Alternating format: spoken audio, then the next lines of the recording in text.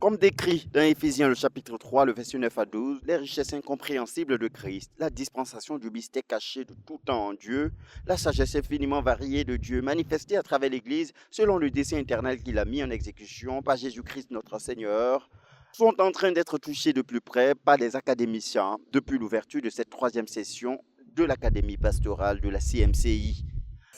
En étant ici, j'avais des attentes. Et vraiment, bien aimés frères, depuis que nous sommes arrivés ici, nous avions vu que Dieu est vrai. Dieu est réel. Et nous avions vu au travers de beaucoup de témoignages. Je ne sais pas, les témoignages que nous avons suivis là, faut-il choisir quel témoignage? Je ne sais quel témoignage parce que nous avions vu beaucoup de témoignages. Et ces témoignages-là, ça a édifié notre foi. Moi particulièrement, ça m'a vraiment édifié. Et j'ai hâte bien qu'il reste encore beaucoup de choses, mais j'ai hâte de repartir pour aller déjà commencer par exercer. Parce que nous avons vraiment touché Dieu. Nous avions vu Dieu à l'œuvre. Il est là présent avec nous. Les choses que nous entendions parler, nous avions vu. On a vu et nous avions écouté. Donc, il nous reste à aller témoigner ce que nous avions vu et ce que nous avions reçu à travers la parole de Dieu. Des témoignages constituant des cas pratiques de réponse aux besoins des brebis à partir des outils pastoraux participent à l'édification de la foi des académiciens par rapport aux défis pastoraux à confronter sur le champ de mission et dans l'exercice de leur ministère. Au travers des témoignages, on peut voir que Dieu a effectivement agi dans la vie de chaque intervenant. Et pour nous, c'était un peu comme une clé de sortie, se dire que Dieu peut agir dans la vie des personnes, déjà dans nos propres vies, mais aussi dans la vie de toutes les personnes que nous suivons. Donc, et la foi, c'est vraiment ça. Si on croit à tous les différents ministères et de voir même le caractère systématique que ces ministères ont été rendus, pour moi, ça a été plus que bénéfique. Nous apprenons, nous enseignons au travers des témoignages. Les témoignages sont parlants. Les témoignages sont pratiques. Les témoignages ressortent les messages qui sont dans les livres et nous les vivons.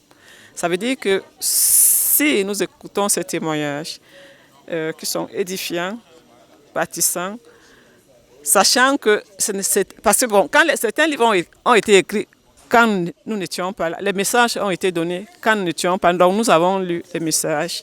Nous avons même écouté certains pour ceux qui étaient présents. Aujourd'hui, nous vivons le fait que les messages ont été écrits, mais il y a une pratique qui est dans les témoignages. Et dans ces témoignages, nous sommes aussi délivrés, nous sommes enseignés. À l'université, il y avait une partie qu'on appelait, magistrale, où le professeur venait donner un cours général. Et après, il y avait une partie qui s'appelait les travaux dirigés. Donc, nous, on a, dans les livres, le frère Zach nous a donné un message qui est général dans les livres. Et l'académie dans laquelle nous sommes dans les travaux dirigés. Donc nous mettons en pratique ce qui a été écrit. C'est hyper bénéfique parce que là, ça nous permet de rentrer dans la leçon. Quand on voit les frères venir donner leur témoignage, il n'y a pas de barrière, c'est ouvert. Ils témoignent à cœur ouvert et c'est ça qui est, je trouve, qui est la marque la plus importante. Et c'est d'une profondeur. C'est bien la première fois que j'ai expérimenté ça, en tout cas. Donc c'est ça qui me marque le plus et qui me bénit dans cette session de l'Académie. Je bénis déjà le Seigneur pour la grâce d'être là à cette Académie, à cette session-ci. Et c'est la première fois en Côte d'Ivoire.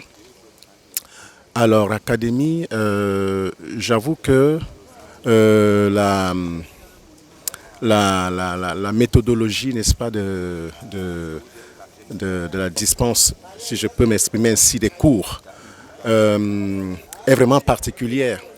Et j'avoue que c'est très efficace parce que avec le support, n'est-ce pas, très important des témoignages vivants, n'est-ce pas, des frères qui ont non seulement été conduits au Seigneur, et à travers cette méthode pratique, n'est-ce pas, de faire jeûner 3 jours, frère, dans le jeûne de la repentance, 3 jours, ça franchement, c'est déjà quelque chose de très important qu'on peut remarquer, n'est-ce pas, dans la qualité déjà des convertis qui sont passés par la vraie repentance avec 3 jours de jeûne complet en lisant le livre La vraie repentance, par la suite qui sont conduits au brisement des liens et également par le renversement des principautés personnelles et familiales.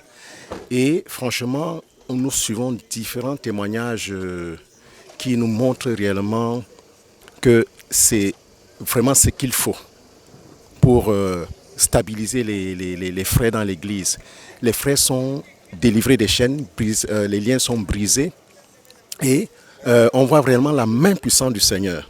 En fait, pour nous, nous sommes émerveillés, n'est-ce pas, de voir comment le Seigneur agit. Et donc, nous apprenons, comme je le disais, franchement, le ministère du brisement des liens était pour moi lointain. Mais ici, avec des témoignages,